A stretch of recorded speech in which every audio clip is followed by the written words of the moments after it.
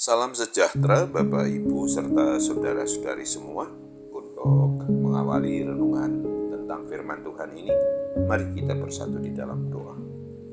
Tuhan Allah Bapa di surga yang melampaui segala akal hati dan pikiran kami umat manusia, berfirmanlah kepada kami sebab kami bersedia untuk mendengar, dan oleh pertolongan Roh Kudus mampukan kami untuk boleh melaksanakan firman-Mu itu dalam hidup kami sehari-hari.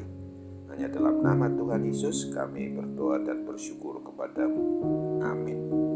Sebagai nas renungan firman Tuhan pada hari ini diambil dari Matius 24 ayat 29 hingga ayat 31 yang berbunyi, segera sesudah siksaan pada masa itu, matahari akan menjadi gelap, dan bulan tidak bercahaya, dan bintang-bintang akan berjatuhan dari langit, dan kuasa-kuasa langit akan goncang.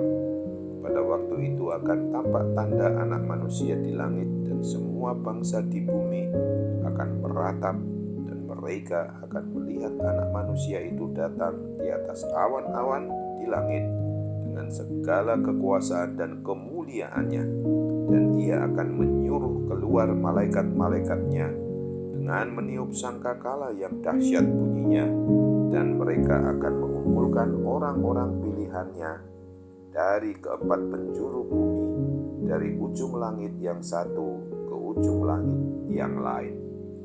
Sebagai tema yang diangkat dari nas renungan kita ini adalah nubuat tentang Raja kekejian akan dibinasakan Tuhan Yesus.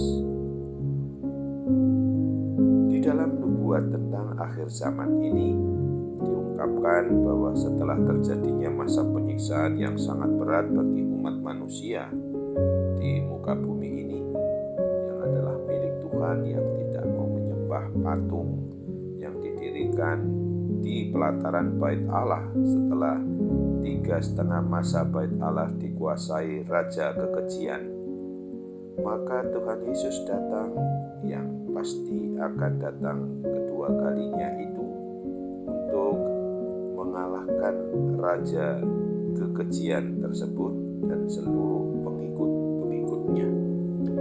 Maka yang akan berlaku selanjutnya adalah bahwa Tuhan Yesus membelenggu iblis atau setan-setan itu dan seluruh pengikutnya untuk dimasukkan ke dalam jurang maut serta menguncinya di sana. Tuhan Yesus lalu mendirikan kerajaan 1000 tahun di bumi yang penuh kasih dan kedamaian, tanpa ada lagi kuasa dosa yang mengganggu warga kerajaan Tuhan Yesus itu. Lihat dalam Wahyu 20 ayat 1-6. Nas renungan tentang firman Tuhan pada hari ini mau mengajarkan dan mengingatkan kita bahwa sesungguhnya hanya Tuhan Yesus sajalah satu-satunya Tuhan dan Juru Selamat bagi umat manusia yang maha berkuasa di surga dan di alam semesta ini. Oleh sebab itu, maka Tuhan Yesus berfirman kepada kita umat-Nya, umat yang dikasihinya, supaya di dalam keadaan apapun juga yang terjadi dalam hidup kita di dunia ini, susah atau senang, kaya atau miskin, berhasil atau tidak berhasil, agar jangan sampai kita tergoda untuk meninggalkan Tuhan Yesus lalu mengikuti Raja kekejian itu. Oleh sebab itu, apabila kita terjerumus ke dalam situasi yang sedemikian rupa, kita akan bisa termasuk dari yang akan dibinasakan oleh Tuhan Yesus di hari penghakiman dunia akhirat itu nanti. Dengan merenungkan kebenaran firman Tuhan dalam masa perayaan kedatangan Tuhan Yesus yang pertama di hari Natalnya, maka hendaknya kita sebagai orang yang sudah mengaku beriman percaya kepada Kristus sebagai pribadi maupun juga keluarga, harus selalu memohon pertolongan dan bimbingan Roh Kudus agar kita ini dapat dimampukan hidup dalam kasih Kristus, selalu mau taat dan setia hidup yang menuruti kebenaran firman Tuhan Yesus Kristus hingga kepada akhir hayat kita. Tidak akan pernah tergoda oleh pengaruh roh kekejian untuk meninggalkan iman percaya kita dari kepada Tuhan Yesus kepada yang lain. Untuk itu ingatlah akan Wahyu 3 ayat 21 dan 22 ini. Barang siapa menang, ia akan kududukan bersama-sama dengan aku di atas tahtaku, sebagaimana aku pun telah menang dan duduk bersama-sama dengan Bapakku di atas tahtanya. Siapa bertelinga, hendaklah ia mendengar apa yang dikatakan Roh kepada jemaat-jemaat. Amin. Mari kita kembali bersatu dalam doa. Tuhan Bapa di surga, terima kasih untuk firman Tuhan yang mengingatkan kami tentang nubuatan akan datangnya Raja Kekejian yang akan dibinasakan oleh Tuhan Raja dan Kepala atas gerejamu, atas umatmu di muka bumi ini. Dan untuk itu kami sungguh bersyukur memiliki Tuhan yang adalah Sang Pemilih atas hidup dan mati kami, yaitu Tuhan Yesus Kristus.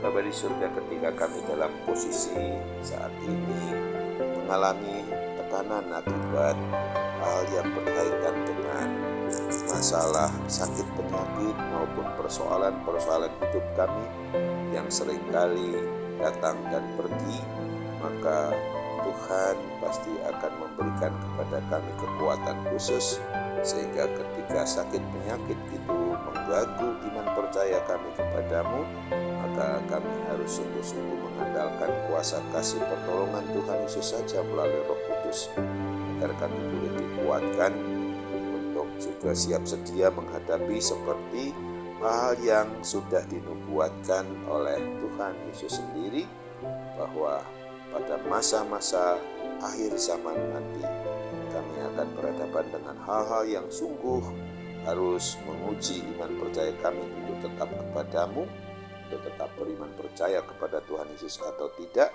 Maka itu sungguh-sungguh kami mohon kekuatan kuasa yang dari Tuhan Yesus di dalam Roh Kudus itu sendiri. Bapa yang Maha Baik, sambut apalah harapan dan doa kami ini, dan mampukan kami untuk sungguh-sungguh tetap memberitakan akan apa yang memang Tuhan kehendaki melalui kebenaran firman-Mu itu. Dalam nama Tuhan Yesus kami mohon kepadamu. Amin.